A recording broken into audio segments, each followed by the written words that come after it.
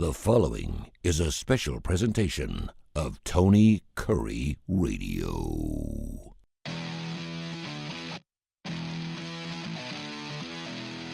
Hello, everyone. Welcome in, students to the game. My name is Alex Baumann. I'm joined by my co-host today, Nathan Glidewell. We're at Oldenburg. We crowned a champion in college basketball. The season is now over. It's unfortunate, but it was the best college basketball season we can all agree we experienced in our lifetime so far. But there were some March moments, especially in the Final Four, the biggest one being the Duke Blue Devils and their utter collapse against Houston. Now, they were up 6 with 33.7 seconds left to go in the ball game, and Duke somehow manages to lose. Guys, what were y'all's reaction to Duke blowing this game to Houston? A lot of people just really expected Duke to be able to handle Houston, but I was one of the ones that I really thought Houston was one of the teams that could give Duke problems. And towards the beginning of this game, it really just showed that Duke's depth and talent overall was just taking Houston over a little bit. And Duke was up like 14 with 6 minutes to go. And this game was going to look like Duke was just going to cruise to a victory here in San Antonio. But Houston turned up the defensive intensity even more than they already had. They turned up their rebounding. They were putting Duke in situations that made them uncomfortable. They were dominating on the boards in every way, fashion. And, I mean, my reaction, look, as a North Carolina fan, as somebody that is not fond of the Blue Devils, I just sat back and laughed because this is the Duke that I love watching. I love watching this Duke. Yeah, for me, I thought the game was over. I turned the game off. At some point, when you have a 6-point lead with 30 seconds left, you wonder how possible it is for a team to actually come back. And with a team like Duke, I thought, there's no way, John Shire, there's no way they blew this lead. And that's exactly what happened. Comedy of errors, I would say, in Houston doing the right thing. And honestly, this just goes back to the level of intensity that they practice at. I mean, you can talk to Kelvin Sampson and watch their practices. Their practices are harder than most of the games they play. And that's what makes them such a great team. In the last 30 seconds of this game, Houston just imposed their will. They out-physical Duke and really out-hustled them. And that was the main reason why they won this game. And I will add, Duke's a great team, but they are young. I mean, you talk about Cooper Flagg being the best player in the country. He's a freshman. He had his first freshman moment. It was bound to happen. I mean, freshmen in March Madness have it all the time. And that was just one of those times where it happened where you didn't want it to happen. It's hard. If you're a Duke fan, you know that this team was special and that this team probably could have won a national championship. And to fall short of that goal is definitely difficult. But I think if Cooper Flagg does come back, I think that's a big if because he'd be stupid if he did. Even though that's what he wants to do. If he did come back, I mean, you'll have two great freshmen coming in. I mean, you'll have another shot at it. But even with that, John Shire's a good coach. He knows what he's doing. He got Duke into a prime position to make a national championship. And if they would have made it, I would have said they probably had a good shot at winning that too. So I think Duke's heading in the right direction. I think it hurts in the moment to be in this type of situation and to just blow this lead. I mean, as an Alabama fan, I know I would be absolutely heartbroken. we probably wouldn't be doing this show if Alabama had blown a 6-point lead to go to the national championship with 33.7 seconds left. I would be just passed away. Gray would have been in the same boat. I'm pretty sure any other fan base would have been in the same boat where I would just not know what to do with my life at that point. To have a national championship berth in your hands and just throw it away. It's unbelievable. But Gray, we talked about it on last week's show, how disciplined Houston was due to their coach, their veteran leadership and the locker room and all that. And it showed through. Down 14 points, completed the biggest comeback in Final Four history.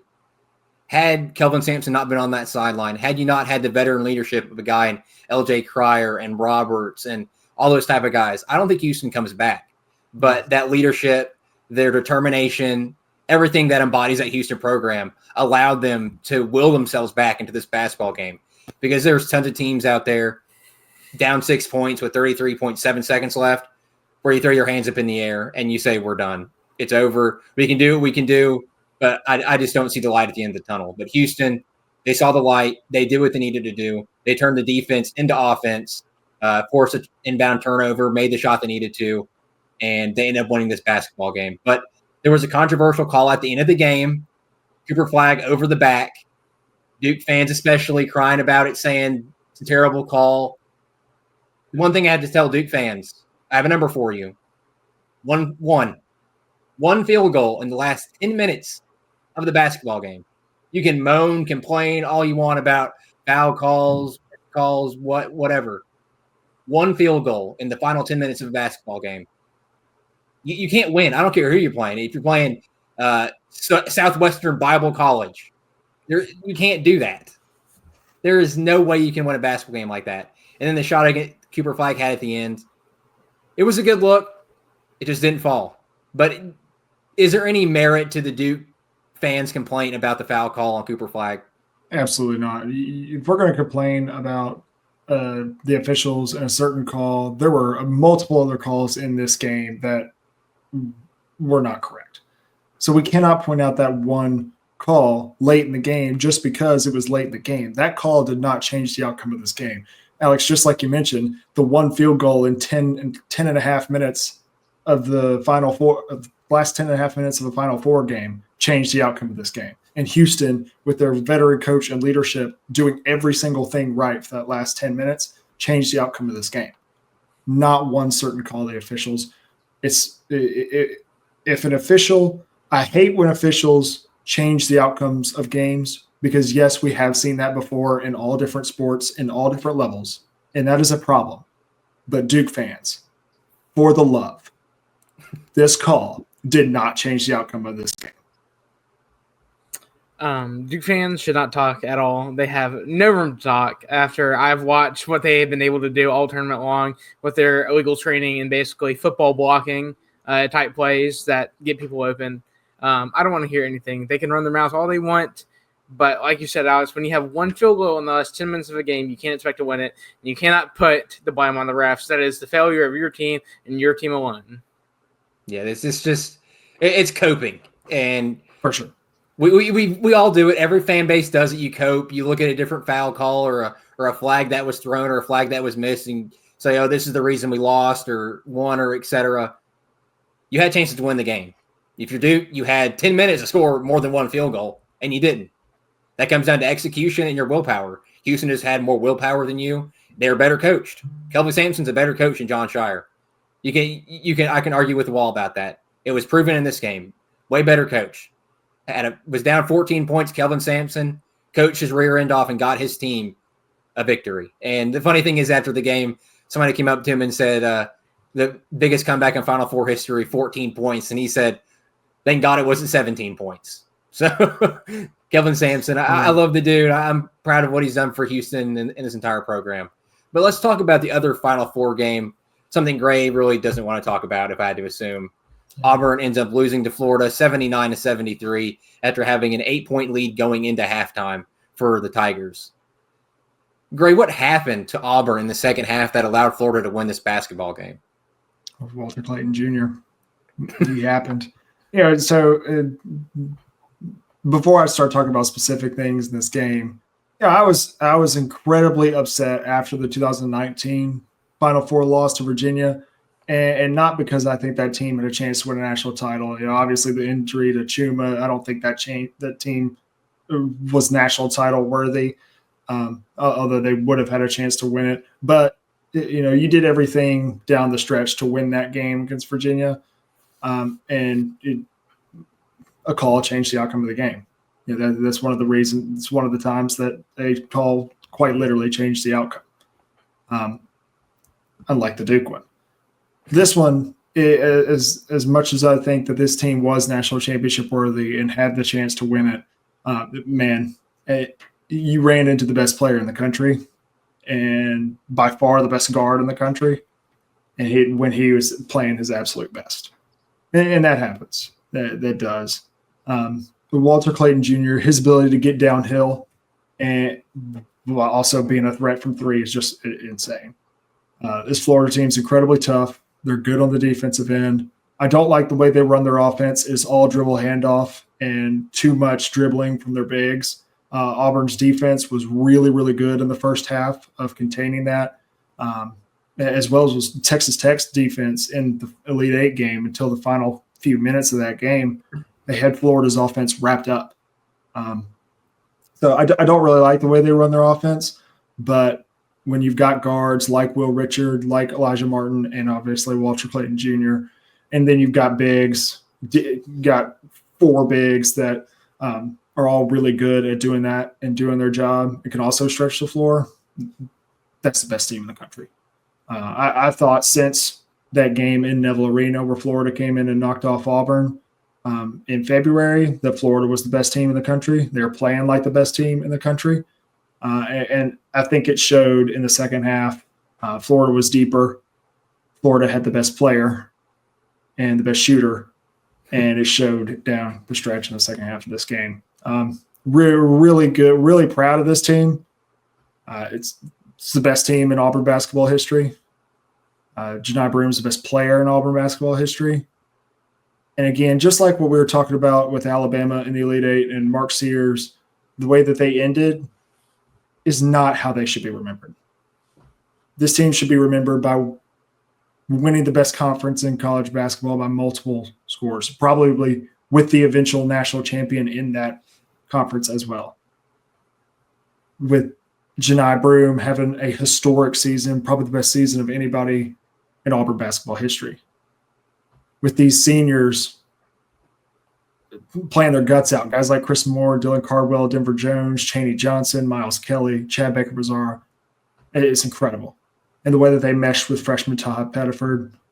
This team was an incredible team, but it does sting and suck that you're not holding the trophy at the end. But, man, that is such a rare thing.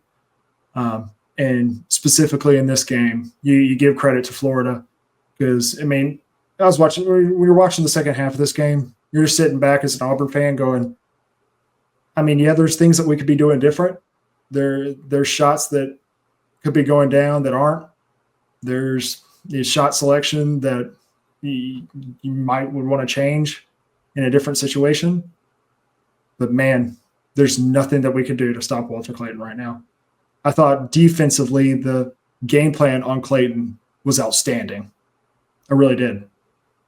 You want to make him drive to the bucket. You want to make him finish over defenders like Chaney Johnson, Dylan Cardwell, and Janai Broom. And he did it. He just proved that he could do it. He proved that he's the best shooter left in the tournament. And he was just Florida's anchor leading them to the victory in this game. This was a really good game to watch. I mean, I think both teams matched up really well. Both teams have a level of physicality they play with that makes it exciting to watch. It's just not it's not touchy. But what Florida is able to do so consistently in putting the ball in Walter Clayton Jr.'s hands and really setting him up for success, I think that's a big part of it. But another part is you have guys that are not afraid to get on the floor and dive for loose balls and dive in for rebounds and crash the boards and do the dirty work that some guys don't want to do. And that is a big thing of why Florida is so successful in what they do, because they have guys that know how to play their position well. You look at your championship level teams, they all have guys who play their role. I think Auburn was one of those teams too, but what it came down to in this game was poor shooting caught up to them. I mean, it's not like the looks were bad. You had multiple opportunities, they just weren't falling. And sometimes that doesn't happen. Sometimes it's not your day, and it was just like that. I think a big thing was Todd Pettiford. Auburn had relied on him earlier on the tournament. He came up huge. He made big shots in this game. I think the freshman moment finally happened for him. Wasn't able to shoot well, wasn't able to be as dominant. He was 1 for 6, 7 points. You don't put that on him, obviously. I mean, it's a team sport. You win and lose as a team. It sucks. And then the guy in Miles Kelly, who usually is a really, really good shooter, really efficient, had an off night as well. Denver Jones, he struggled a little bit. So it finally catches up with you. And if you're an Auburn fan, I guess you can wonder and hypothetically say, if these shots fall, then there's no way Florida wins this game. But unfortunately, that's just not the way it ended. I think you look at this Auburn team and the way they performed all year long, the way they competed, the way they just demolished opponents. I mean, they'll be remembered as one of the best teams to play for a while, and probably one of the best teams that didn't win a national championship. I mean, if they had peaked a little bit later in the season, you're wondering, does this team go on to win a national championship? I think they were 100% championship caliber. But at the end of the day, you got to give credit to Todd Golden and what he did for it and the way he prepared them. Both teams had really, really good game plans, but it just came down to Todd Golden having a hell of a player in Walter Clayton Jr. I mean, he is insane. The shots he takes, he deserves a lot of credit. And the fact that this man did not win the Bob Cousy Award is beyond me. But just give credit to Florida, man. They are a team. Yeah, they definitely are. Something that kind of reared its ugly head for Auburn in this game was a lack of a true point guard. You gambled in the offseason on J.P. Pegues. Doesn't work out. So you're stuck playing Denver Jones at the 1, Miles Kelly at the 2, and having Todd Pettiford off the bench. And going into this matchup, I identified Auburn had to do 2 things. Slow down Walter Clayton as much as possible. You're not going to take him out of a game entirely, unfortunately. Yeah. And have good guard play. And neither of those things were able to happen. Your guard play was poor. Walter Clayton torched you. And at this point, you had to have your veteran leadership in Denver Jones and Miles Kelly do what they needed to do on the offensive end. But it wasn't their game. And that happens. Is you go into a matchup like this in the Final Four and you struggle. You're in a football stadium. It's a little bit different. The goal looks a little bit weird. You had Denver Jones uncharacteristically missed 2 free throws in the first half. We hadn't done that all year. It's just a different arena, and that's not an excuse for Auburn. It was just you didn't do what you needed to do to win this basketball game, and Florida was able to capitalize to advance to the national championship. So as we move away from the regular season and the national championship, moving to the offseason and the transfer portal and roster construction, let's talk, before we get to Alabama, let's talk about Auburn since we're already on the Auburn Tigers here. The current roster, you lose majority of it with the seniors, Janai Broome, Dylan Cardwell, Denver Jones, Miles Kelly, J.P. Pegues, pending a decision on Chaney Johnson, what that court ruling looks like. But right now you have Todd Pettiford earlier this week declared for the draft. Ja'Kai Howard, question marks there. But as it sits, the current roster, Chad Baker-Mazara, Abdul Bashir, Keyshawn Hall, Caden Magwood, Sebastian Williams-Adams, and Simon Walker. Great. It's clear there's some glaring holes going into next season. You lose the best player in Auburn basketball history in Janai Broome and a bunch of other key pieces to that offense and that team. How is Auburn going to be able to revamp this roster to be able to get back to where they were this season in the Final Four? Well, yeah, we knew that this was going to be a big revamp this offseason, that this is going to be the biggest offseason in Bruce's time at Auburn because of what you lose. You just like you mentioned, Alex, you lose the best player ever to come through the program, Janai Broome. You're also losing players that have been here for forever, like Chris Moore and Dylan Cardwell. And then you probably lose guys like Chaney Johnson and Denver Jones, and then a transfer in Miles Kelly. And then you waive the decision for somebody like Todd Pettiford. Speaking on Todd specifically, right now it's very likely that he returns to Auburn. Every single player that has the opportunity to go and test the waters of the NBA needs to do it. It's the smartest decision as a young college basketball player that you could possibly make while maintaining your college eligibility, because it allows you to go get grades, go get go work out for NBA teams, talk to these scouts, GMs, and coaches on what you need to improve on, and either get that promise of a draft and go play in the National Basketball Association, or come back to college, work on that said thing, and then go make your dreams come true in the NBA. It makes so much sense. So as of right now, I would expect Tahad to come back unless he hears something absolutely crazy from a scout or a GM or a coach or something like that.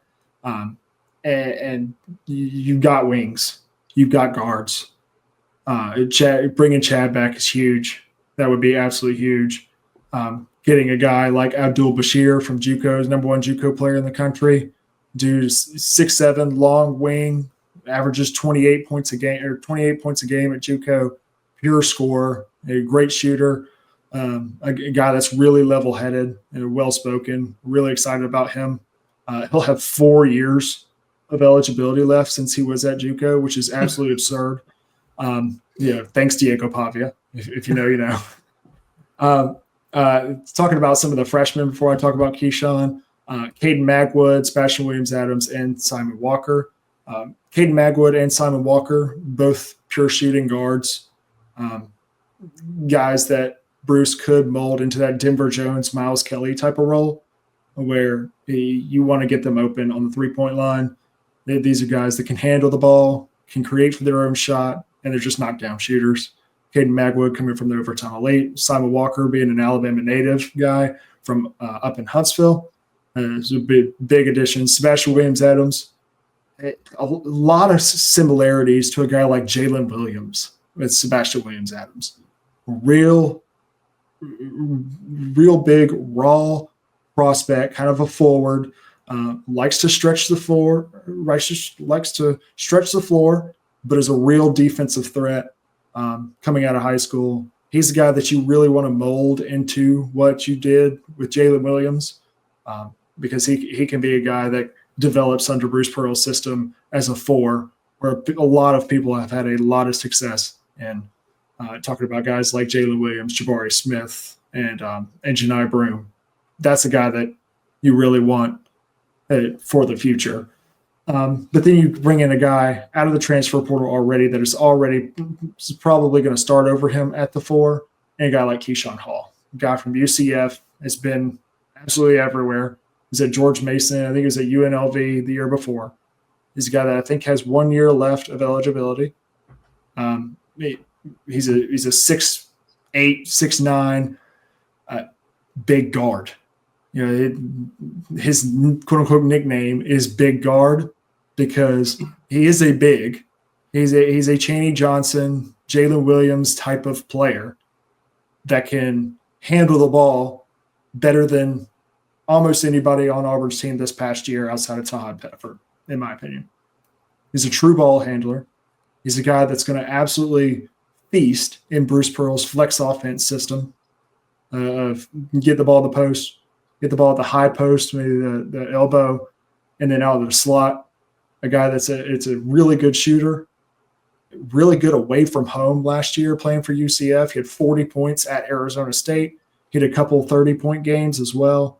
He's a guy that's shot 42% from three away from home last year, 38% on the season. So lefty that is a shooter as well is going to be able to stretch the floor. That was a big addition. That's somebody that I did not see us getting. And then you got to go out and get two bigs because just like we mentioned, you're replacing Janai Broome and Dylan Cardwell. You've got to go out and get rebounding and shot blocking bigs. I don't think you need to necessarily go out and get a Janai Broome type of scorer in the post because of what you're bringing back and what you're bringing in at the guard and at the wing spot. I don't think you need to run your offense through the posts like you did with Janai Broome this past year. I think you need to go out and get two carbon copies of Dylan Cardwell. You need to go get shot blocker, rebounder, and effort. That's what you need at the five. Size. That's all you need. And then this team looks pretty good, especially if you bring back Tahad Pettiford. I would expect, as of right now, Ja'Kai Howard to hit the portal, especially with the decision of Chad Baker-Mazara to come back. Ja'Kai plays the same position as Chad and Abdul Bashir. So I would expect him to move on if Chad comes back. But we will see. I would love to have Ja'Kai back. I think he's got the talent, all the talent in the world to be successful at the college level. I just don't know if Auburn is the correct place for him, especially with who is in front of him. Because you're not taking Chad off the floor next year for Ja'Kai Howard. You are for Abdul Bashir, but you're not for Ja'Kai Howard. That's just how it is. So looking forward to a good offseason, finally able to get into the offseason. Obviously, Auburn massively behind so far with staying in the tournament that long, going to the Final Four. Landed Keyshawn Hall, even though he was not able to visit Auburn because Bruce was not allowing visits until after the season had ended, it is crazy. And hearing what Stephen Pearl, Auburn's associate head coach, had to say about, he's last week he was trying to juggle, doing Zoom calls with incoming recruits, but also doing the scout for Florida, while also, doing practices and shoot arounds and this, and this. Auburn is starting from behind the 8 ball in this transfer portal, trying to catch up, land the guys that you want to land.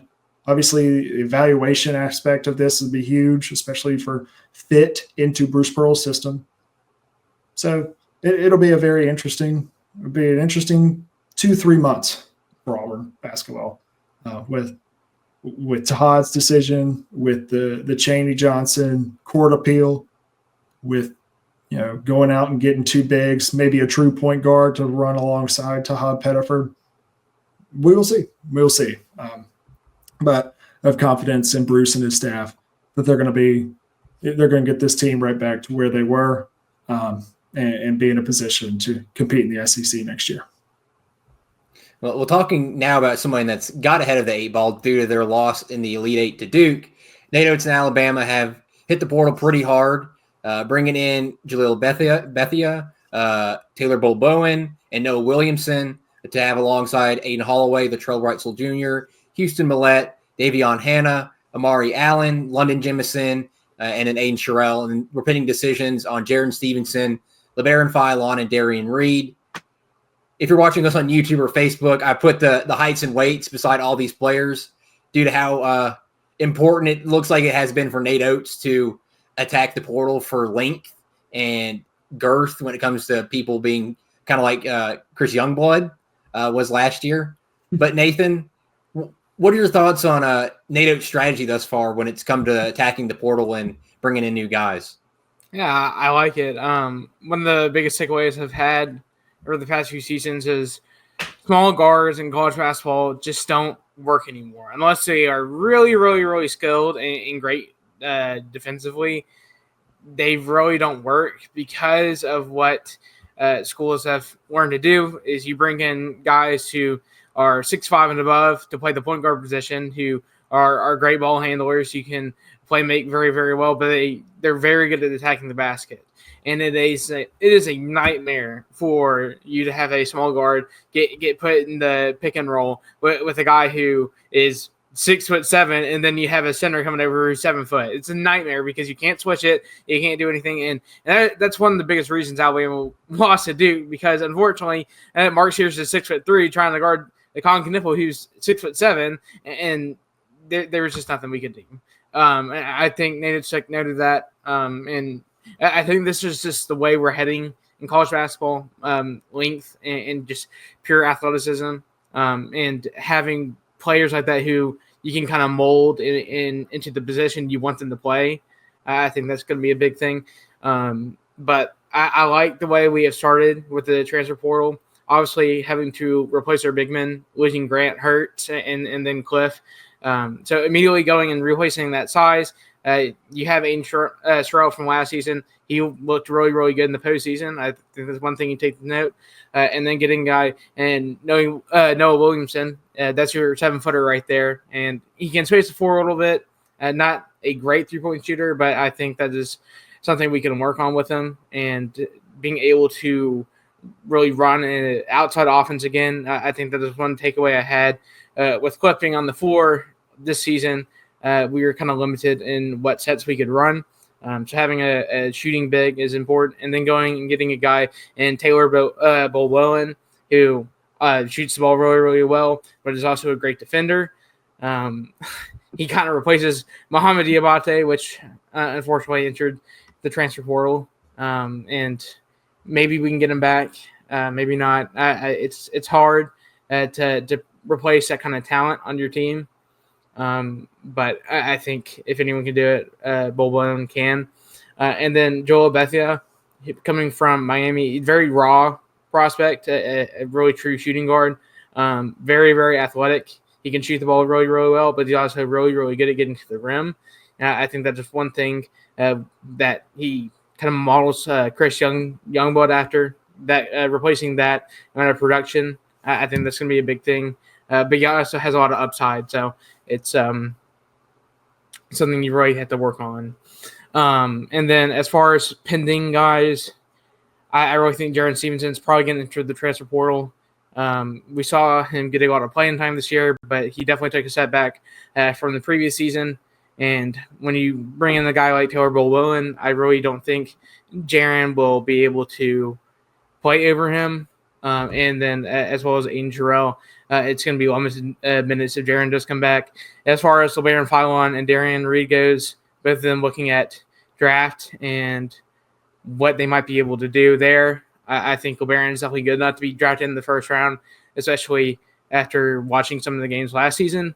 And then Darian Reed, he's a little bit more raw, but he definitely fits the size of a swing in the NBA. I think if he improved on his shooting, I think that's definitely something he can look at. So there's a team in the NBA that really wants a little bit of a project. I think both those guys would have fit that description. I think LeBaron's probably going to go. I think Darian Reed's probably going to come back.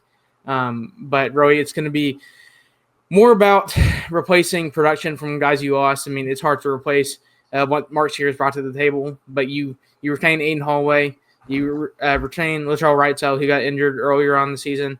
He's he's back from injury, and then you have your freshman coming in.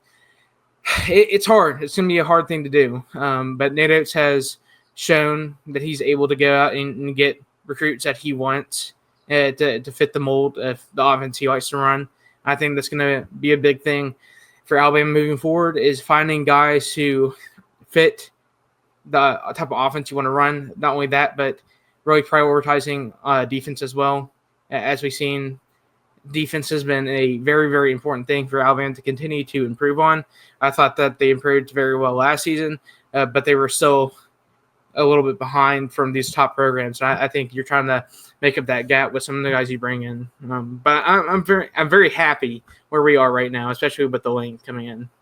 Well, Nate Oates is he's ahead of what Bruce Pearl's doing, large in part due to their early exit. Got 10 players on roster as of right now, still pending the 3 decisions. So there are still roster slots available for Nate Oates to try to go address some other holes he might see for this roster going forward.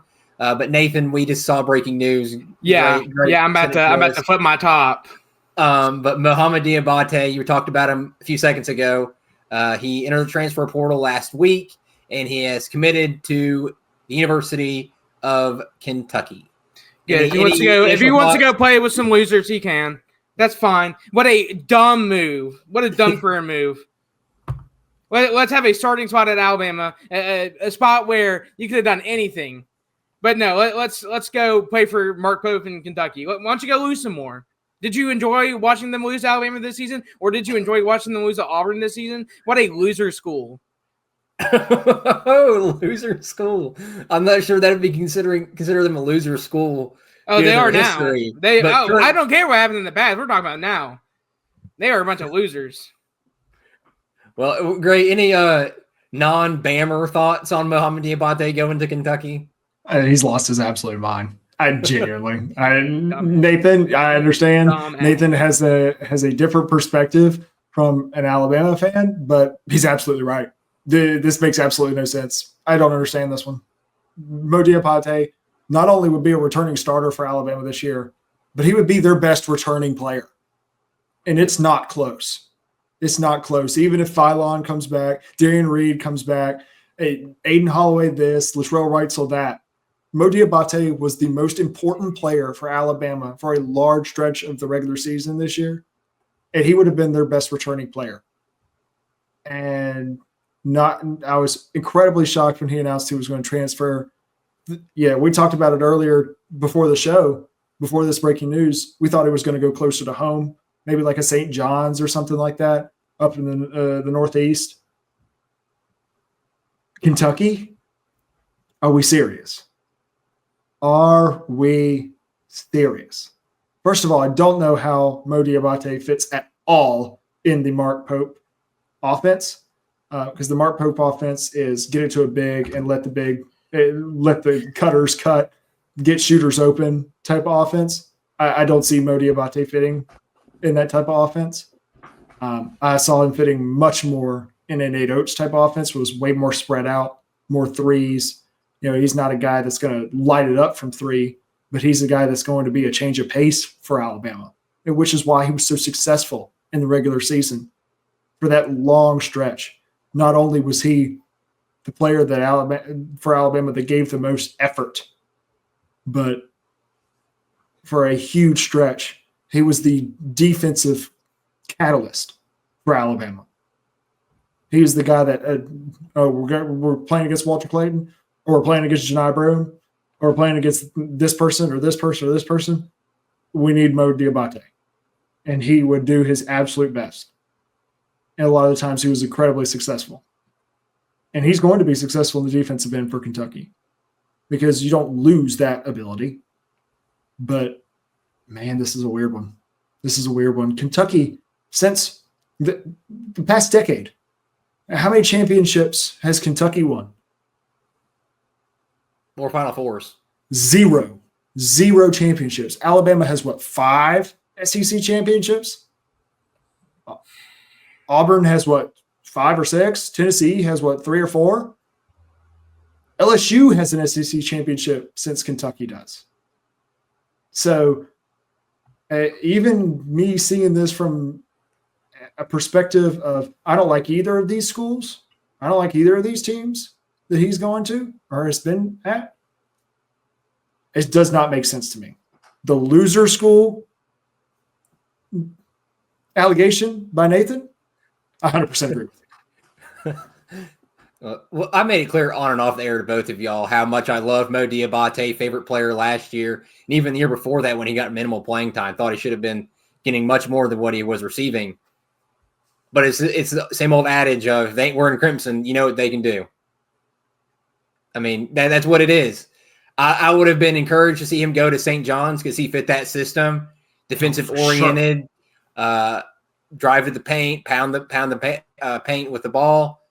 Mo Diabate, perfect for him. But Gray talked about it. Kentucky, how does he work? Does he take over Amari Williams' role there? He doesn't have the size Amari Williams has.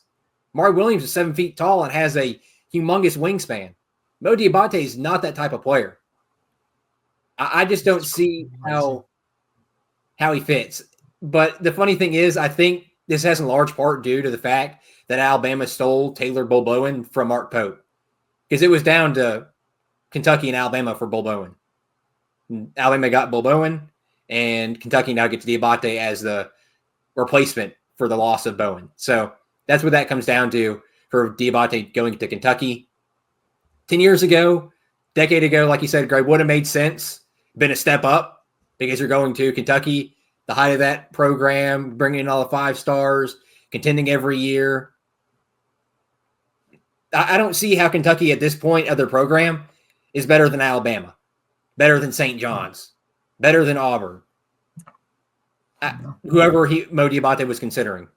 I don't see how Kentucky's in a better state. Now, maybe next year they prove me wrong, but as of right now, the way they ended last year, I don't see it. Don't see how you look at that roster, look at the trajectory of their program, and go, yeah, Kentucky, we're winning a national championship, and I'm set up to go pro with that offense and that coaching staff. Mo Diabate could have been drafted next year if he improved his three-point shooting and got a real chance in the Nate Oates offense. But he threw it away. So I have no love lost for him.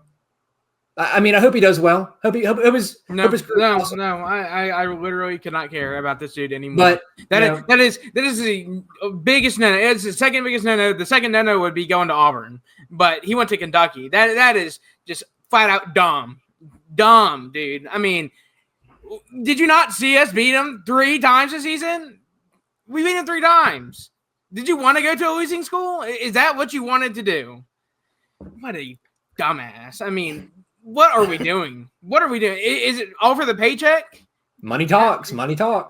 Yeah, Mark Pope and his dumbass fucking school. I swear. Well, all right. We focused on Alabama and Auburn, but let's take a more national perspective here when it comes to the portal and talk about the top 10 teams. Louisville, number 1, Michigan 2, LSU 3, Creighton 4, Indiana 5, Iowa 6, Ole Miss 7, Alabama sitting at 8, Georgetown at 9, and then St. John's at 10.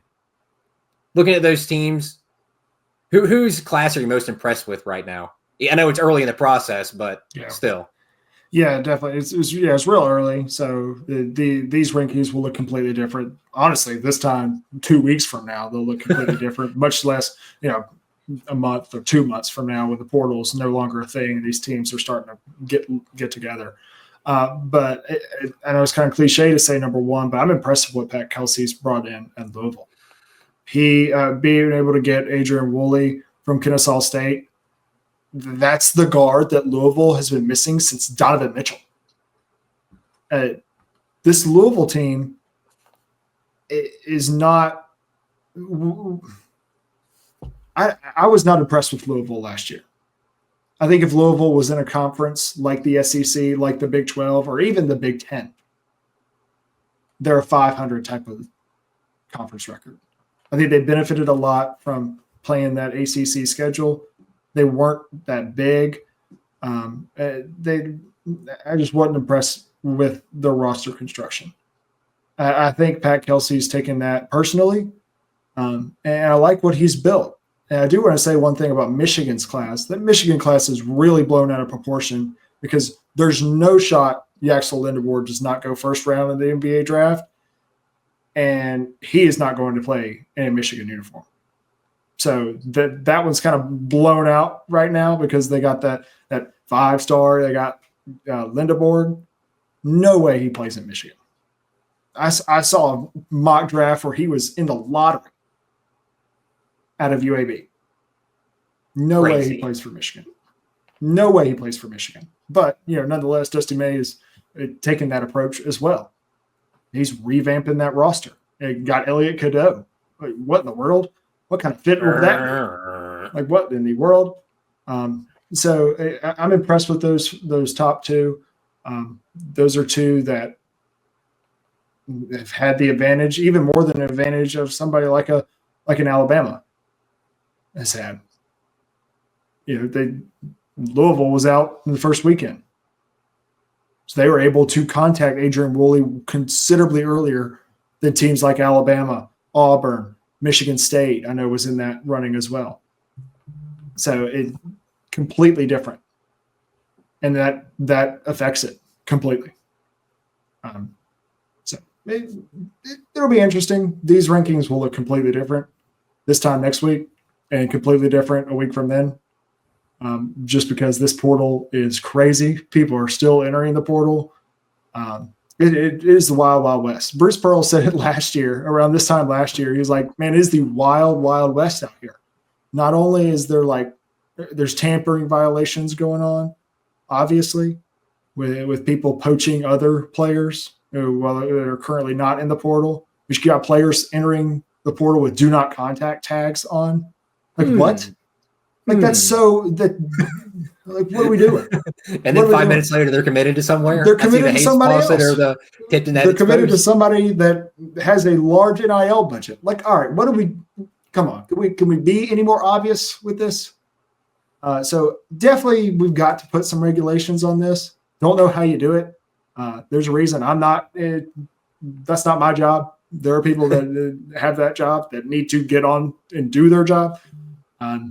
Because it is wild, it is crazy, but the teams like Michigan and Alabama and Kentucky and Auburn and those teams are really, really benefiting from it. And we saw it in this past year's tournament. We saw it with the domination from conferences like the SEC and the Big 12 this year. If you focus on basketball, if you put NIL budget towards basketball, I know I'm getting way off topic here, but you are going to have success with the transfer portal rules because you can get guys like Adrian Woolley and like these guys, like a Denver Jones, like a Janai Broome, like a Chad Baker-Mazara, like a Chaney Johnson, that would have never played Division I basketball beforehand or never played at a high level beforehand. And then the transfer portal happens. You got guys like Mark Sears and Chris Youngblood and Grant Nelson and Cliff Amore. It's crazy. Crazy days. Nathan's still stuck on. Nathan's still stuck on. I don't have anything to say. I don't have anything to say. Nothing. That was live breaking news on the show, by the way. Yeah, so that's why he's frustrated. I'm pretty sure he's gonna flip out after the show. But it's rough for Bama fans to lose Mo Diabate that way. What a joke. Oh, that's quite an interesting turn of events for Kentucky and Alabama fans, because we know some Kentucky fans that are elated to have Mo Diabate, as they should be, because he's a great basketball player. But Gray talked about it just a little bit about the portal and the regulations. Can we not push the portal opening back to after the national championship? Amen. Is that so hard to ask?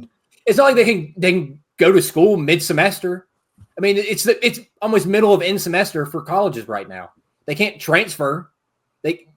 Why not wait and make it fair? 2 weeks, literally 2 weeks,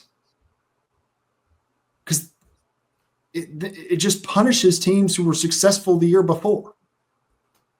It just punishes teams who were successful in the tournament compared to teams who are getting a 2-week head start. Yeah, I talked about when we were talking about the Auburn transfer portal. I talked about how Stephen Pearl was like, we're having to juggle, meetings with these guys and not being able to meet with them, not being able to bring them on a visit because we're having practice every day, and we're doing scout, and we got to travel to San Antonio. It's the same thing with Alabama last year. Alabama last year missed on a couple of commits that they definitely would have been in running for, because they had to travel to the Final Four. And, Auburn, Florida, Houston, and Duke are going to have that problem this year. All 4 of those teams are going to need to make major revamp rosters because they were all either very NBA draft player heavy or they were very senior heavy. So all of them are going to need to attack the transfer portal. But every single one of them is getting an at least week punishment here and pushback. Yep. If we were just to open the portal, just like you mentioned, Alex, these guys are not going to be able to transfer anyway until the summer. They cannot change colleges halfway through the semester. So what is the problem with pushing this back 2 weeks to where the portal opens Wednesday, 24 to 48 hours after the national championship ends? That means everybody's back on their campus. That means everybody has the same ability to do everything at the same time. That makes everything fair. And he doesn't punish the teams for having a successful tournament run. Now, Auburn was able to get ahead of the game last year with their upset loss to Yale.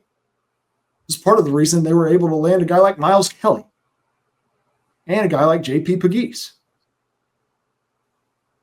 Without that, Auburn probably doesn't land Miles Kelly and J.P. Pegues, which is crazy to think about, because why? Why not make it fair for everybody else? And especially don't punish the teams who had successful tournament runs. Because, now Auburn, Florida, Houston, and Duke are all starting way behind the 8 ball. And then even teams like Alabama, Tennessee, Michigan State, and Texas Tech are starting behind the 8 ball compared to some of those teams who lost in the first round. Louisville. Or the first round. Creighton in the second round. LSU didn't even make the tournament. Indiana didn't even make the tournament. Iowa didn't even make the tournament. Of course, these teams are going to have success early. They're contacting these guys 2 weeks before any other team can.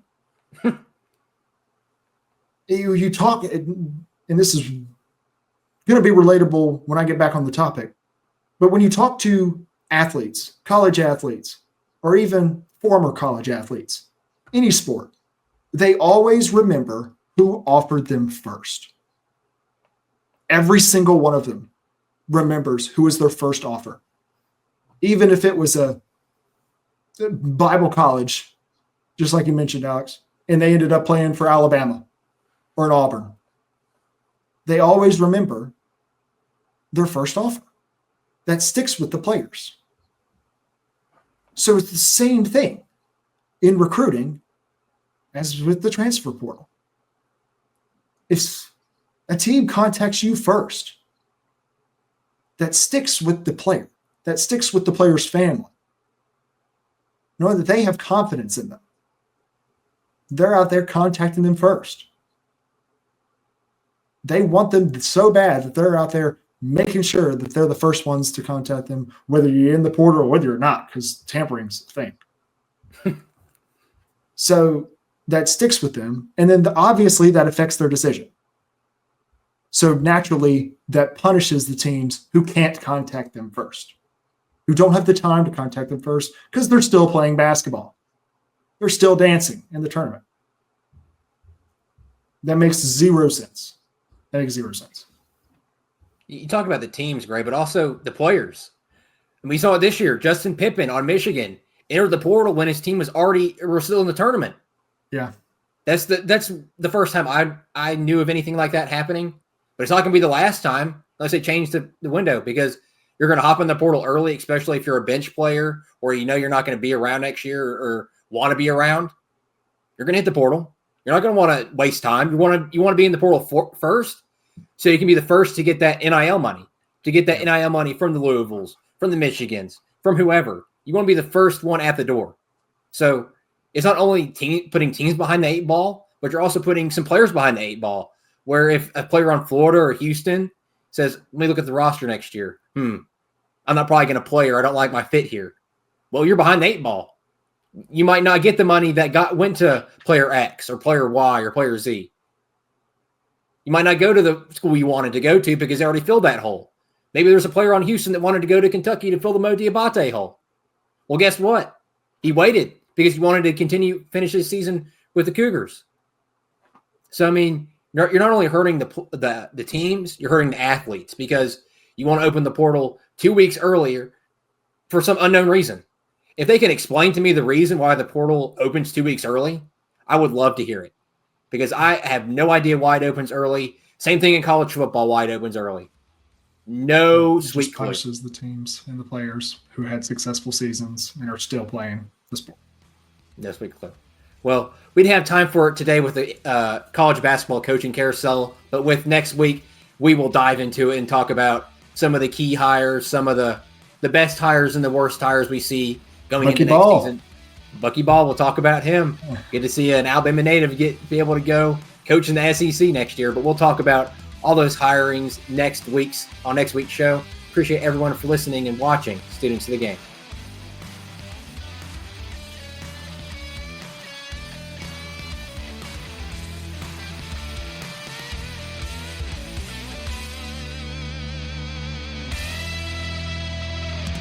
This has been a special presentation of Tony Curry Radio.